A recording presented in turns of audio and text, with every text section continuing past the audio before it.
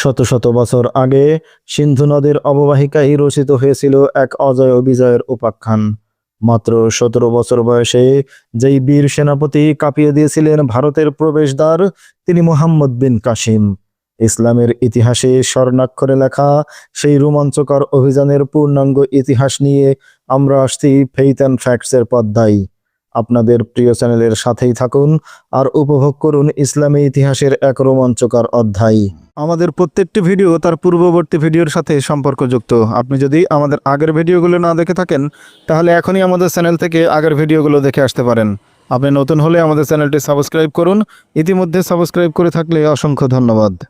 সুলাইমান নামের একজন মুসলিম সেনাপতি 40 জন সৈন্য নিয়ে রাজা দাহিরের বাহিনীকে সামনাসামনি মোকাবেলা করার আহ্বান জানালেন। সেনাপতি সুলাইমানের আহ্বানে রাজা দাহির কয়েকজন ঠাকুরকে কিছু সংখ্যক সৈন্য দিয়ে মোকাবেলার নির্দেশ দিলেন।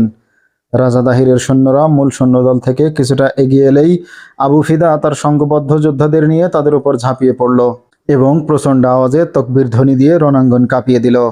আবু ফিদা শত্রু সেনাদের মুখোমুখি না দাঁড়িয়ে ঘুরে ওদের পিছনে চলে গেল। একদিকে সুলাইমান আর অপরদিকে আবু ফিদা এমন তীব্র আক্রোশে ফেটে পড়ল যে শত্রু বাহিনীর যে সৈন্যই তাদের ধারে কাছে আসছিল ধরাশয়ী হয়ে তড়পাতে শুরু করলো এবং দ্বিখণ্ডিত হয়ে অশ্বপৃষ্ঠ থেকে গড়িয়ে পড়ছিল। মুসলিম মুজাহিদরা এতটাই প্রচণ্ড গতিতে আক্রমণ করল যে হিন্দু সৈন্যরা পদচ্যুত হয়ে গেল আর বাকিরা পালিয়ে তাদের বাহিনীর দিকে চলে গেল। এদিকে আবু ফিদা উন্মুক্ত ময়দানে এপাশে ওপাশে ঘোড়া হাঁকিয়ে শত্রুদের প্রতি চ্যালেঞ্জ ছুড়ে দিচ্ছিল। এবার আরও কয়েকজন ঠাকুরের নেতৃত্বে আরেকটি সেনাদলকে রাজা দাহির মোকাবেলা করার জন্য পাঠালো। আবু ফিদা তখন আক্ষরিক অর্থেই এক আগ্নেয়গিরিতে পরিণত হয়েছে। সে দাহিরের যোদ্ধাদেরকে রণাঙ্গনের ঠিক জায়গায় পৌঁছার অবকাশই দেয়নি। আবু ফিদার এই দুঃসাহসী মোকাবেলা তার সহযোদ্ধাদেরকেও অগ্নিস্ফুলিঙ্গে পরিণত করল। সেই সাথে নাবাতা এবং তার সহযোদ্ধা আবু ফিদার সাহসিকতায় উজ্জীবিত হলো। ফলে রাজা দাহিরের এই সেনাদলেরও পূর্বের সেনাদলের পরিণতি বরণ করতে হলো। এবার রাজা তৃতীয় সেনাদল পাঠালো। এই দলে আগের তুলনায় সৈন্য সংখ্যা অনেক বেশি। মুসলিম যোদ্ধারা তৃতীয় শত্রু দলকেও পূর্ববর্তী দুই দলের মতো প্রচণ্ড আক্রমণে পদচ্যুত করল।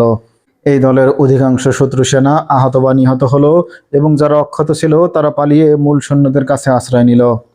নাবাতা এবং আবু ফিদার ছোট্ট দুটি ইউনিট মরণপণ আক্রমণ এবং শত্রু বাহিনীর বিপর্যয়ে মুসলিম শিবিরে হর্ষধ্বনি এবং তাকবীরে মুখরিত হয়ে উঠল।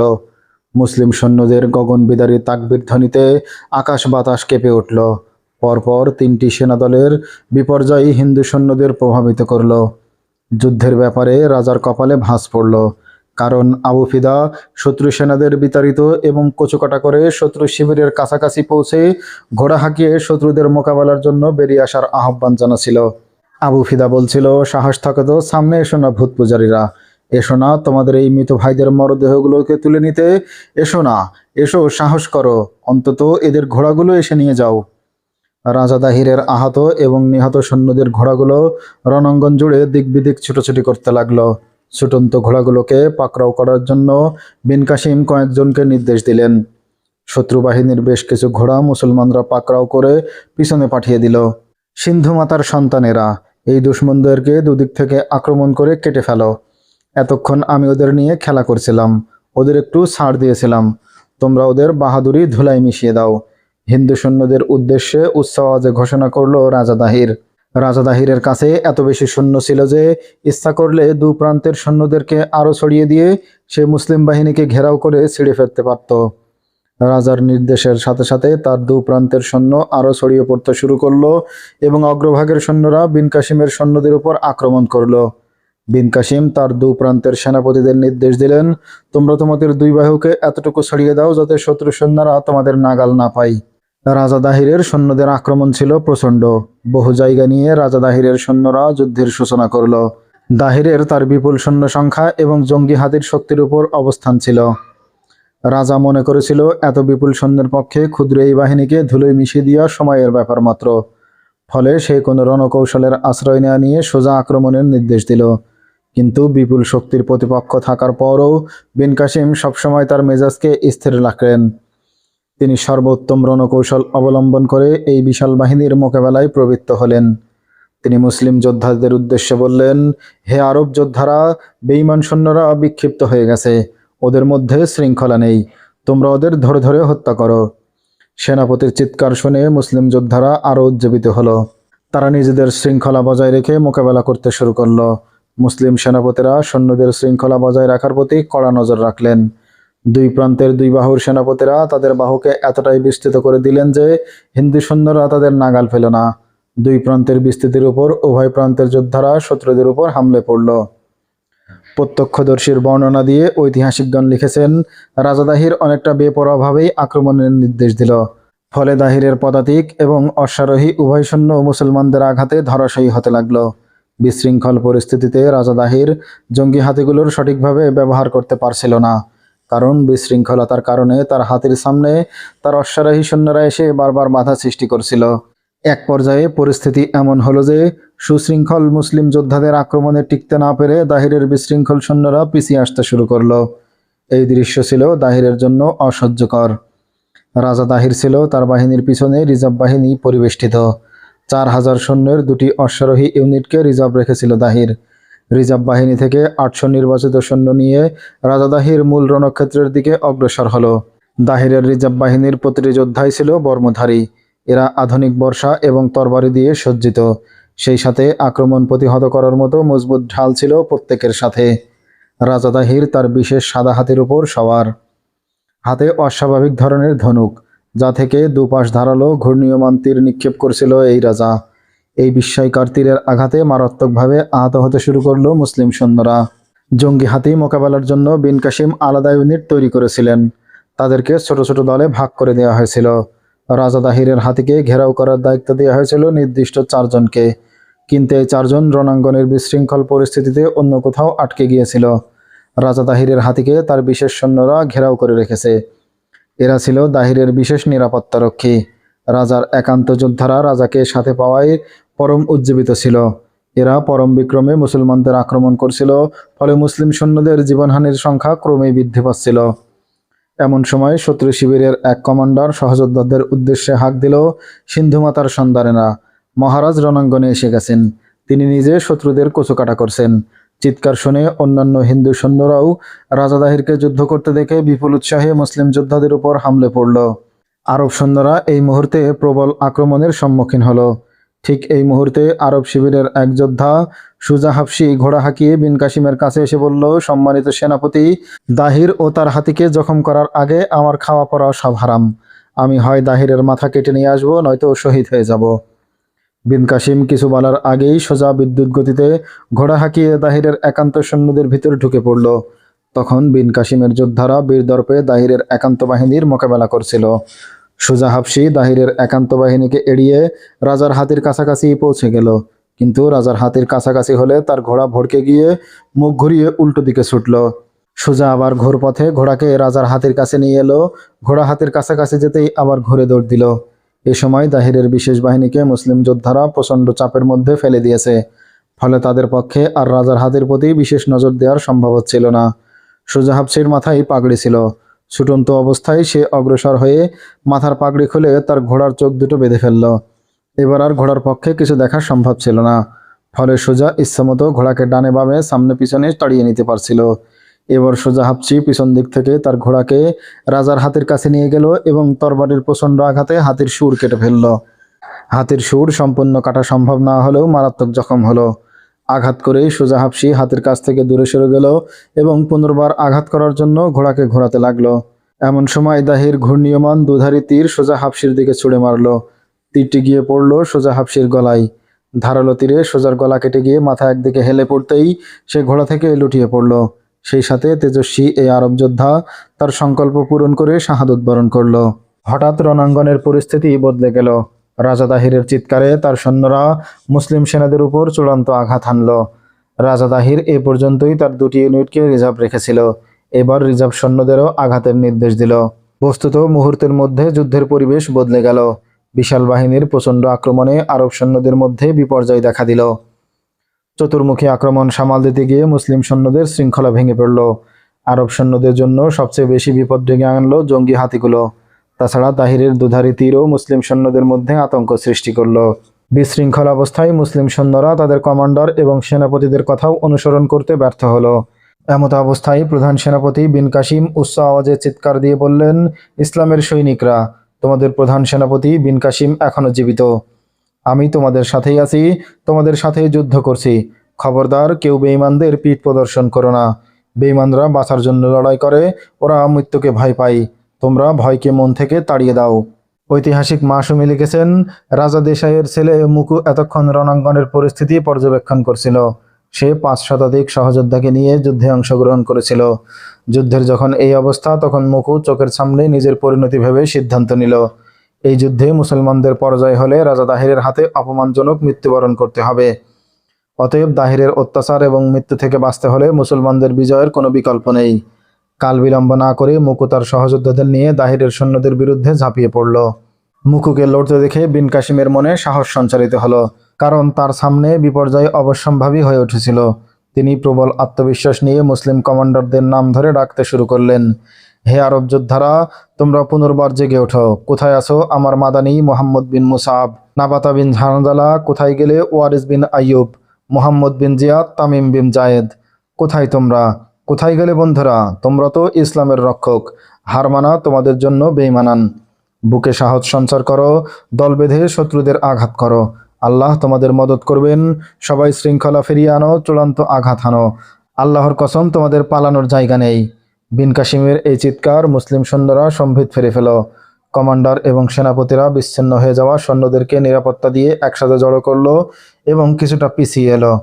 মুসলমানদের কোথাও থেকে সাহায্য পাওয়ার সুযোগ ছিল না, কিন্তু বিন কাসিমের সহযোদ্ধারা যখন পিছিয়ে এসে পুনর্বার আঘাত করলো, তাতে মুকু তার 500 যোদ্ধা নিয়ে তাদের সাথে শরিক হলো।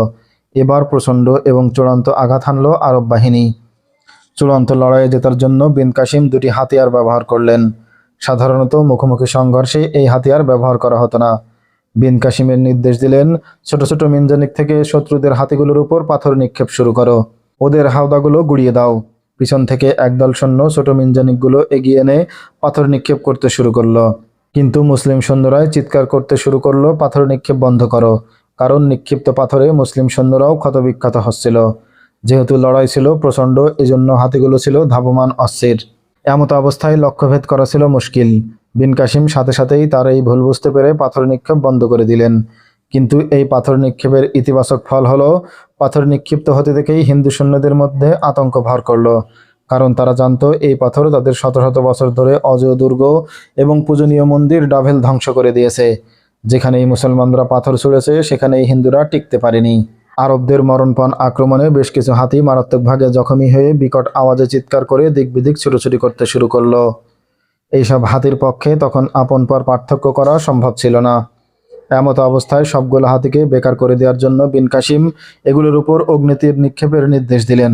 আরব তীরন্দাজরা বিপুল উৎসাহে শত্রুপক্ষের হাতিগুলোকে লক্ষ্য করে অগ্নিবাহী তীর নিক্ষেপ করতে শুরু করলো। কয়েকটি তীর ছোড়ার পর একটি হাতির হাওদায় আগুন ধরে গেল।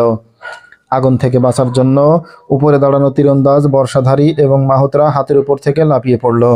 আরব সৈন্যরা আহত হাতিগুলোকে তরবারি এবং বর্ষা দিয়ে ক্ষতবিক্ষত করে ফেলল। তারা কোনো হাতিকে বাগে আনার কোনো চেষ্টাই করেনি, কারণ আরবদের দৃষ্টিতে লড়াইয়ে হাতি কোনো কার্যকর বাহন বলেই মনে হতো না। এই পর্যায়ে হিন্দু বাহিনী জীবন নিয়ে পালানোর জন্য আত্মরক্ষামূলক লড়াই করছিল। তারা চেষ্টা করছিল কোনো মতে পশ্চাৎধাবন করে যুদ্ধের ইতি টানতে, কিন্তু হিন্দুদের পশ্চাৎধাবন আত্মাহুতিতে পরিণত হলো। পরিণতির দিকে যেতে দেখে রাজা দাহির মাহুতকে বলল, আমার হাতিটিকে মূল রণাঙ্গনের ভেতরে নিয়ে যাও। এই পর্যায়ে রাজা দাহির নিজে জীবন মৃত্যুর লড়াইয়ে লিপ্ত হলো। বিদ্যুৎ গতিতে সে ডানে বামে তার বিশেষ তীর বর্ষণ করতে শুরু করলো। সেই সাথে যেখানে বর্ষাবল্লমের প্রয়োজন বোধ করছিল তাই ব্যবহার করছিল। ঐতিহাসিকগণ লিখেছেন, রাজা দাহির তখন বেপরোয়া, মেশিনের মতো কাজ করছিল তার দেহ, চাকার মতো চারিদিক ঘুরছিল সে। স্বয়ংক্রিয় যন্ত্রের মতো তীর বর্ষা নিক্ষেপে লিপ্ত ছিল রাজার দুহাত। তার হাওদায় দাঁড়ানো 2 সুন্দরী তরুণী পানপাত্র রাজাকে শরাব দিচ্ছিল, কিন্তু অতি সন্তর্শীল হাতের ঝাঁকুনি সামলাতে না পেরে তরুণী 2জন পানপাত্র নিয়েই একের উপর হুমড়ি খেয়ে পড়ছিল। রাজা দাহিরের তখন এদের অবস্থার দিকে তাকিয়ে দেখার ফুসরত ছিল না। এক পর্যায়ে বিন কাসিমের তীরন্দাজরা রাজার হাতি লক্ষ্য করে তীর নিক্ষেপ করতে শুরু করলো, কারণ তখন দৃশ্যত রাজা একাই আক্রমণের লড়াই চালিয়ে যাচ্ছিল। হঠাৎ এক অগ্নিতীর দাহিরের হাওদায় আগুন ধরিয়ে দিল। রাজার হাতির হাওদা ছিল দামি রেশমি কাপড়ে আবৃত। তার হাতির দেহ ছিল হাঁটু পর্যন্ত রেশমি কাপড়ে ঢাকা। মুহূর্তের মধ্যে হাতির সারা গায়ে রেশমি কাপড়ে দাও দাও করে আগুন জ্বলে উঠল। আগুন থেকে বাঁচার জন্য মাহুত মাটিতে লাফিয়ে পড়ল। আর তরুণী দুটি আত্মচিৎকার শুরু করে দিল, কারণ ওদের কাপড়েও আগুন ধরে গেছে। দিলবাগ দাহির যেন নিজেকে জ্বালিয়ে দিতেই প্রস্তুত। সে কাল বিলম্ব না করে দুই তরুণীকে ধরে মাটিতে ছুঁড়ে মারল। দুই মুসলিম যোদ্ধা দুই তরুণীকে ধরে মুসলিম শিবিরের নিরাপত্তা জোনে পৌঁছে দিল। ওখানকার সেবিকা মহিলারা ওদের ধরে নিজেদের কবজায় নিয়ে নিল। রাজার হাতির হাওদা তখন পুরোদমে জ্বলে উঠেছে। আগুন থেকে নিজেকে বাঁচানোর জন্য হাতি অস্থির হয়ে উঠল। পাশেই ছিল একটা ঝিলের মতো জলাশয়। জ্বলন্ত হাতি রাজাকে পিঠে নিয়েই দৌড়ে নেমে গেল ঝিলে। অগ্নিদগ্ধ হাতি পা ভাঁজ করে পানিতে শরীর ডুবিয়ে দিতে চেষ্টা করলো, আর কাটা সুর দিয়ে সারা গায়ে পানি ছিটাতে লাগলো। পশ্চিম আকাশের সূর্য তখন ডুবে গেছে। রাজা দাহির অবস্থা বেগতিক দেখে হাতির উপর থেকে পানিতে লাফিয়ে পড়ে সাঁতরে ঝিলের তীরে পৌঁছালো। রাজার হাতিকে অনুসরণ করে কয়েক আরব যোদ্ধা ঝিলের তীরে পৌঁছে গেল। রাজা তীরে উঠতেই তাকে ঘিরে ফেলল আরব যোদ্ধারা। দাহির তরবারি বের করে একাই কয়েকজনের সাথে মোকাবেলায় প্রবৃত্ত হলো। মরণত্যাগী রাজা নিজেকে বাঁচানোর জন্য নয়, চরম প্রতিশোধ স্পৃহায় এক একজনকে ধরাশায়ী করেই নিজের জীবন দিতে চেষ্টা করলো, কিন্তু আরব যোদ্ধারা তাকে আর সেই সুযোগই দিল না। কিছুক্ষণ রাজাকে খেলিয়ে এক পর্যায়ে এক যোদ্ধা পিছন থেকে সজোরে রাজার ঘাড়ে আঘাত হানল। কেটে গেল দাহিরের গর্দান। অমিত তেজস্বী এই আরব যোদ্ধার নাম ছিল কাসিম বিন সালাবা। বনি তাই গোত্রের লোক ছিল সালাবা। দশমীর আলোকিত চাঁদনি রাত, কিন্তু গোটা রণাঙ্গন ছিল ধুলোয় অন্ধকার। সারাদিনের তুমুল যুদ্ধের কারণে গোটা এলাকা ধুলায় অন্ধকার হয়ে গেছিল।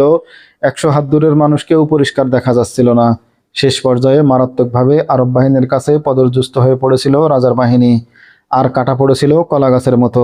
যেসব হিন্দু সৈন্য প্রাণ বাঁচাতে পেরেছিল, এরা রাওয়া দুর্গে আশ্রয় নেওয়ার জন্য ওদিকে পালাতে শুরু করলো। অবস্থা আন্দাজ করতে পেরে বিন কাসিম তার কয়েকজন কমান্ডার এবং সিপাহীদের নির্দেশ দিলেন, নিজ নিজ ইউনিট নিয়ে তোমরা রাওয়া দুর্গে ঢুকে পড়ো, নয়তো পালিয়ে যাওয়া সৈন্যরা দুর্গবন্দী হয়ে শক্তি সঞ্চয় করলে আমাদের কি আরেকটি লড়াই করতে হবে। নির্দেশ পেয়ে বিন কাসিমের সৈন্যদের কয়েকটি ইউনিট ঊর্ধ্বশ্বাসে ঘোড়া হাঁকিয়ে রাওয়া দুর্গে ঢুকে পড়ল। পালিয়ে যাওয়া সৈন্যদের প্রবেশের সুবিধার জন্য দুর্গের প্রধান ফটক খোলা ছিল, তাতে আরব যোদ্ধাদের আর প্রবেশে বেগ পেতে হলো না। তাছাড়া রাজার পরাজয়ের কারণে কে আরব আর কে সিন্ধি এই খবর নেওয়ার মতো কোনো কর্তৃপক্ষ দুর্গ ফটকে ছিল না। আরব যোদ্ধারা দুর্গে প্রবেশ করেই দুর্গের নিয়ন্ত্রণ নিজেদের কবজায় নিয়ে নিল। সকাল হতেই বিন কাসিম একদল সৈন্য নিয়ে রাওয়া দুর্গে প্রবেশ করলেন। তখনও তিনি রাজার মৃত্যুর খবর জানতেন না। তিনি দুর্গে প্রবেশ করে নির্দেশ দিলেন, রাজা দাহির কোথায় আছে, তার কি পরিণতি হয়েছে, এই খবর দ্রুত সংগ্রহ করো। গোয়েন্দা প্রধান হিসেবে স্বাভাবিকভাবেই এ তথ্য সংগ্রহের দায়িত্ব শাহবান সাকাফির কাঁধে বর্তায়।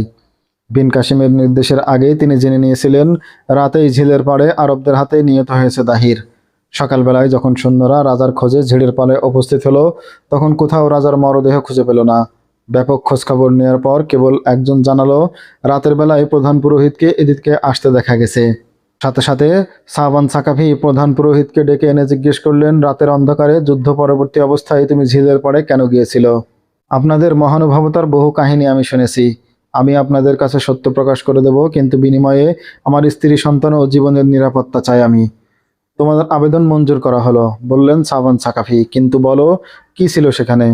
মৃত্যুর সাথে সাথেই আমার কাছে খবর পৌঁছে গিয়েছিল মহারাজা ঝিলের পাড়ে নিহত হয়েছেন, বলল পুরোহিত। হিন্দু সৈন্যরা আমার কাছে জানতে চাইল রাজার মরদেহ কিভাবে সৎকার করা হবে। আপনি হয়তো জানেন, আমরা মৃত্যুর পর মরদেহ জ্বালিয়ে দিই। তিনি তো আর সাধারণ কোনো লোক ছিলেন না। সাধারণ কোনো প্রজার মতো তো আর তার মরদেহ সৎকার করা যায় না। কিন্তু তখনও আশেপাশে আপনার সৈন্যরা বিদ্যমান ছিল। এমতো অবস্থায় আমি তাদের বললাম, রাজার মরদেহ কাদায় পুঁতে ফেলো। মুসলমানরা ওখান থেকে চলে গেলে পূর্ণ সম্মান এবং মর্যাদায় মহারাজের মরদেহ সৎকার করতে হবে। এখন আসুন, দেখতে চাইলে আপনাদেরকে মহারাজের মরদেহ দেখিয়ে দিই। পুরোহিতের লাশ গুম করে ফেলা এবং তথ্য উদ্ঘাটনের ব্যাপারটি বিন কাসিমকে অবহিত করলেন শাহবান সাকাফি।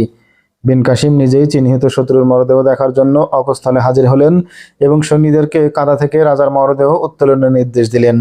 রাজা দাহিরের চেহারা আঘাতে বিকৃত হয়ে গেছিল, এছাড়া মাথাও কেটে দুভাগ হয়ে গিয়েছিল। ফলে সহজে রাজাকে শনাক্ত করা যাচ্ছিল না। রাজার একান্ত 2 সেবিকা তরুণীকে অকস্থলে হাজির করলে তারা রাজার মরদেহ শনাক্ত এবং চিহ্নিত করল। রাজার গলা কেটে মাথা বিচ্ছিন্ন করে ফেলো, ওর ছিন্ন মাথা হাজ্জাজ বিন ইউসুফের কাছে পাঠাতে হবে। বিন কাসিমের নির্দেশে দেহ থেকে রাজার মস্তিষ্ক ছিন্ন করে ফেলা হলো। দাহিরের পুত্র জয়সেনা কোথায়? পুরোহিতকে জিজ্ঞেস করলেন বিন কাসিম।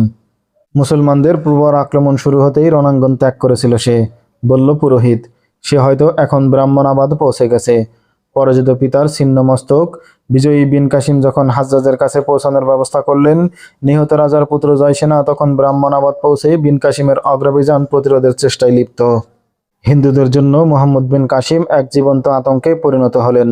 এক ইংরেজ ঐতিহাসিক লিখেছেন, সাপ যখন কোনো ইঁদুরকে পাকড়াও করতে উদ্যত হয়, তখন ভয়ে আতঙ্কে ইঁদুর পালানোর শক্তি হারিয়ে ফেলে। বিন কাসিম একের পর এক বিজয়ের মধ্যেও হিন্দুদের এমন আতঙ্ক দেখা দিল। রণাঙ্গন থেকে যেসব হিন্দু সেনারা পালিয়ে গিয়েছিল, এরা পুনর্বার আক্রমণে আর সাহস পাচ্ছিল না। যখন ওই খবর পৌঁছাতো বিন কাসিম কোনো দুর্গ অবরোধ করতে আসতেন, তখন সেই দুর্গের হিন্দু সৈন্যরা প্রতিরোধ কৌশল ভুলে যেত। দুর্গ শাসকরা দুর্গের বাইরে বিন কাসিমকে প্রতিরোধ করার কোনো কৌশলীর কথাই ভাবতে পারত না। সৈন্যরা ভয়ে আতঙ্কে জড়সড় হয়ে পড়ত, আর সাধারণ হিন্দুদের অবস্থা হতো আরও শোচনীয়। বিন কাসিম যখন সিন্ধু নদীর পূর্ব পাড়ের প্রায় সব দুর্গ একের পর এক কব্জা করে নিলেন, তখন থেকেই হিন্দুদের মধ্যে বিন কাসিমের ভয় স্থায়ী হয়ে গেল। কিন্তু বাস্তবে বিন কাসিম যখন বিজয়ী বেশে কোনো দুর্গে প্রবেশ করতেন, তখন সেখানকার অধিবাসীদের মন থেকে বিন কাসিমের আতঙ্ক দূর হয়ে যেত। তারা বুঝতে পারত, অমুসলিম রাজা মহারাজাদের মতো সামরিক বেসামরিক নির্বিশেষে সকল প্রতিপক্ষের লোকদের নির্বিচারে হত্যা করতেন না বিন কাসিম। তিনি কোথাও জনগণের সহায় সম্পদ লুট করতেন না। বিজিত এলাকায় প্রবেশ করার সাথে সাথে সেখানকার সাধারণ অধিবাসীদের জীবন সম্পদ এবং মান সম্ভ্রমের নিরাপত্তা বিধান করতেন তিনি। তার কোনো সৈনিকের পক্ষে সাহস হতো না বিজিত অঞ্চলের কোনো অবলা নারী বা তরুণীর গায়ে হাত দেওয়ার। হিন্দু ঐতিহাসিকরা অভিযোগ করেছেন যে বিন কাসিম ছিলেন খুবই নির্মম, তিনি কাউকে ক্ষমা করতেন না। কথাটি আংশিক সত্য। তিনি চিহ্নিত অপরাধী, কুচক্রী, বিনা কারণে রক্তপাত এবং সংঘর্ষকারীদের ক্ষমা করতেন না। যেসব হিন্দু শাসক এবং সৈন্য মুসলমানদের বিরুদ্ধে লড়াইয়ে উস্কানি দিত, যেসব হিন্দু ঠাকুর, পুরোহিত এবং পণ্ডিত সাধারণ নাগরিকদেরকে মুসলমানদের ব্যাপারে কুৎসা রটনের ভয় দেখাতো, লড়াইয়ের জন্য প্ররোচিত করত কিংবা বিদ্রোহ করত, এদের তিনি ক্ষমা করতেন না। চক্রান্তকারী এবং জিঘাংসা পরায়ণদের মৃত্যুদণ্ডে দণ্ডিত করতেন। শত্রুপক্ষের নেতাদের প্রতি তিনি ছিলেন অত্যন্ত কঠোর, কিন্তু সাধারণ অধিবাসী, কৃষক, ব্যবসায়ী এবং পেশাজীবীদের প্রতি তিনি সাধারণ ক্ষমা ঘোষণা করতেন। সর্বাগ্রে নিশ্চিত করতেন জননিরাপত্তা। অবশ্য এটা শুধু বিন কাসিমের অনুসৃত নীতিই ছিল না। নিরপরাধ নাগরিকদের জানমাল, ইজ্জত, সম্ভ্রমের নিরাপত্তা বিধান ইসলামের সকল মুসলিম বিজয়ীরাই করতেন। এটা মুসলিম বিজয়ীদের জন্য অলিখিত আইনে পরিণত হয়েছিল। নিরপরাধ মানুষকে শাস্তি এবং নিরাপত্তা দেওয়ার বিষয়টিকে আল্লাহ তাআলা নির্দেশ হিসেবে গণ্য করতেন। বিন কাসিমের প্রজাহিতৈষী নীতির ফলে হিন্দুস্থানের পরিস্থিতি এই হলো যে তিনি যখন ওই কোনো দুর্গে 4 দিন কাটাতেন, দলে দলে লোক হিন্দুরা এসে তাদের কাছে ইসলামের দীক্ষা নিত। রাজা দাহিরের মরদেহ থেকে মাথা ছিন্ন করে বিন কাসিম যখন রাওয়া দুর্গে প্রবেশ করলেন, তখন পূর্ব থেকেই এই দুর্গে নিয়োজিত তার গোয়েন্দারা তাকে জানালো, এখানে রাজা দাহিরের কয়েকজন উচ্চপদস্থ সেনা কর্মকর্তা রণাঙ্গন থেকে পালিয়ে আসা সৈন্যদেরকে পুনর্বার আক্রমণের জন্য প্ররোচিত করছে। এদের কয়েকজন হিন্দু নাগরিকদেরকে প্ররোচনা দিচ্ছে তারা যেন আরবদের মোকাবেলায় তাদের সাথে যোগ দেয়। এদের মধ্যে 2 জন সেনাপতি এমন রয়েছে যারা এখানে পালিয়ে আসা জয়সেনাকে এখানে না থেকে ব্রাহ্মণাবাদ গিয়ে পুনর্বার প্রতিরোধ যুদ্ধের জন্য প্রস্তুতি নিতে পাঠিয়েছে। ব্রাহ্মণাবাদ থেকেও কয়েকজন ঠাকুরও এই লক্ষ্যেই এখানে এসেছে। বিন কাসিমের গোয়েন্দা প্রধান শাহবান সাকাফি অভিযুক্ত হিন্দু সেনা কর্মকর্তা, ঠাকুর, পুরোহিত এবং পণ্ডিতদের ধরে এক জায়গায় জড়ো করলেন। তিনি দুর্গের অধিবাসীদের কাছে থেকে তথ্য নিয়ে যারা আরো বিদ্রোহ এবং মুসলমানদের বিরুদ্ধে যুদ্ধের জন্য সাধারণ নাগরিকদের প্ররোচনা দিচ্ছিল তাদের সবাইকে গ্রেফতার করলেন।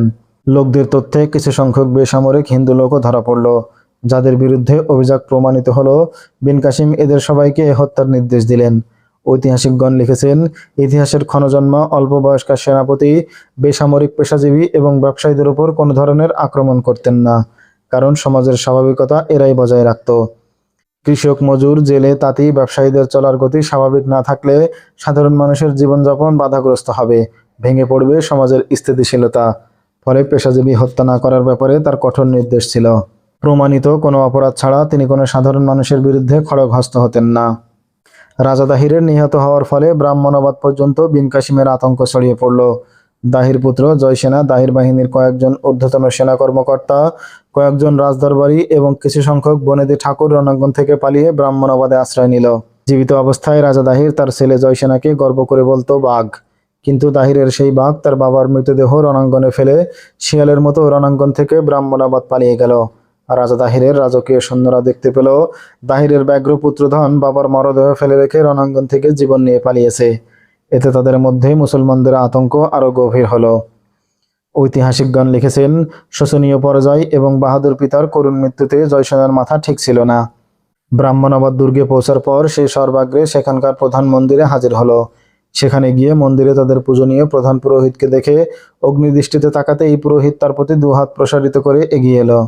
জয়সেনা পুরোহিতদের উদ্দেশ্যে ক্রুদ্ধ কণ্ঠে বলল, তোমরা না মহারাজাকে আক্রমণের শুভলগ্ন বলেছিলে মহারাজের বিজয় নিশ্চিত? হ্যাঁ রাজকুমার, আমরা তাই বলেছিলাম। কোথায় গেল তোমাদের ভবিষ্যৎবাণী? তোমরা কি শোনোনি মহারাজ শুধু পরাজিত হননি, তিনি নিহত হয়েছেন? তোমরা এই আশা করতে পারো এরপরও আমি তোমাদের জীবিত ছেড়ে দেব? রাজকুমারের যদি এটাই নির্দেশ হয়ে থাকে তবে আমাদের মরণে আপত্তি নেই। তবে আমাদের মাথা তরবারির আঘাতে দ্বিখণ্ডিত করার আগে শুনে নিন, মহারাজের উপর দেবদেবীদের অভিশাপ পড়েছিল। এই অভিশাপ আমাদের সবার উপর পড়বে। আমাদের মন্দিরগুলো মুসলমানদের আস্থাবলে পরিণত হবে। কি সেই অভিশাপ? কেন মহারাজার উপর দেবদেবীদের অভিশাপ পড়ল? একই মায়ের উদরে জন্মগ্রহণকারী নারী আর পুরুষে কখনো বিয়ে হতে পারে না রাজকুমার। মহারাজ আপন সহোদরা বোনকে বিয়ে করে বিবি বানিয়ে রেখেছিলেন, বলল প্রধান পুরোহিত। কিন্তু তিনি তো বোনের সাথে ঘর সংসার করতেন না। পুরোহিত কিছু বলার আগেই আড়াল থেকে ভেসে এলো নারীকণ্ঠ। হ্যাঁ, আমরা কখনো স্বামী স্ত্রীর মতো বসবাস করিনি।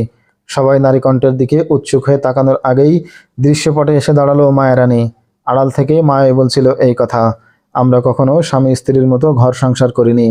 আবারও স্বগতোক্তি করল রানী, তবে আমার ভাই আমার জীবন যৌবন আশা আকাঙ্ক্ষাকে গলা টিপে হত্যা করেছে। আমার ভাই এই জন্য আমাকে স্ত্রী বানিয়ে রেখেছিল। আমার যদি অন্য কারোর সাথে বিয়ে হয় তাহলে সে ক্ষমতা দখল করে নেবে আর তাকে বনবাসে যেতে হবে। তোমাদের মতো ঠাকুর পণ্ডিতরাই তার মধ্যে এই সংশয় জন্ম দিয়েছিল। এর চেয়ে কি আমাকে বলি দিয়ে দেওয়া বেশি ভালো ছিল না? মন্দিরে আমাকে বলি দিয়ে আমার রক্ত দিয়ে কৃষ্ণমাতার চরণ ধুয়ে দেওয়া কি বেশি ভালো হতো না? তা না করে আমার ভাই বিনা ছুরি বল্লমে আমার যৌবনের সব আশা আকাঙ্ক্ষা, স্বপ্ন সাধ, চাওয়া পাওয়া তিলে তিলে হত্যা করেছে। আর তোমাদের মতো ধর্মের ঠিকাদাররা এমন কাজ থেকে মহারাজাকে বিরত রাখার কোনো চেষ্টাই করেনি। মহারাজ তার রাজত্ব টিকিয়ে রাখার জন্য আমার যৌবনকে বলি দিয়েছেন, কিন্তু তাতেও তো তার রাজত্ব টিকল না। হ্যাঁ, এই কথাই আমরা রাজকুমারকে বলতে চাচ্ছিলাম। যেই কথা রানী বলল, এটা দেবতার অভিশাপে হয়েছে। এই অভিশাপে মহারাজের রাজত্ব ধ্বংস হয়ে গেছে। এখন তাহলে কি হবে? আমাদের কি এই পরিণতিতে কোনো বলিদান করতে হবে? পুরোহিতদের কাছে জানতে চাইল রাজকুমার জয়সেনা। না, এইসবই মিথ্যা। এরই মধ্যে কয়েকজন নিরপরাধ কুমারীকে বলি দেওয়া হয়েছে, আর কোনো কুমারী বলি দেওয়া হবে না, চিৎকার করে বলল রানী। রানীকে একদিকে ঠেলে দিয়ে মহারাজার মতো গর্জে উঠল জয়সেনা, মরা এবং মারা আমাদের কাজ। তুমি তো একজন অবলা নারী মাত্র। এখানে তোমার কোনো হুকুম মানা হবে না। এখন আর কারোরই হুকুম মানা হবে না, ক্রুদ্ধ কণ্ঠে বলল রানী। মহারাজার মৃত্যুর পর আমি রানী, আমি তার স্থলাভিষিক্ত। আমার তরবারি তোমার মাথা বিচ্ছিন্ন করার আগে এখান থেকে চলে যাও রানী, নির্দেশের স্বরে বলল জয়সেনা। তার দেহরক্ষীদের বলল, এখান থেকে সরিয়ে নাও, ও পাগল হয়ে গেছে। 2-3 জন লোক জাপটে ধরে রানীকে টেনে হেঁচড়ে মন্দিরের বাইরে নিয়ে গেল, আর তার চিৎকার শোনা গেল। জয়সেনা যখন মায়েরানীর মাথা ছান্না করার হুমকি দিচ্ছিল, বিন কাসিম তখন রাওয়া দুর্গে মালে গনিমত পর্যবেক্ষণ করছিলেন। রাওয়া দুর্গে বিপুল পরিমাণ সম্পদ বিন কাসিমের হস্তগত হলো। তন্মধ্যে সবচেয়ে উল্লেখযোগ্য ছিল রাজা দাহিরের এক তরুণী ভাগ্নী আর রাজার ছিন্ন মস্তক। মোহাম্মদ বিন কাসিমের পরবর্তী পদক্ষেপ কি হবে জানতে চাইলে অপেক্ষা করুন আমাদের পরবর্তী ভিডিওর। সেই পর্যন্ত সকলে ভালো থাকবেন। দেখা হবে নতুন ভিডিওতে। আল্লাহ হাফেজ। আসসালামু আলাইকুম আ রহমতুল্লাহ।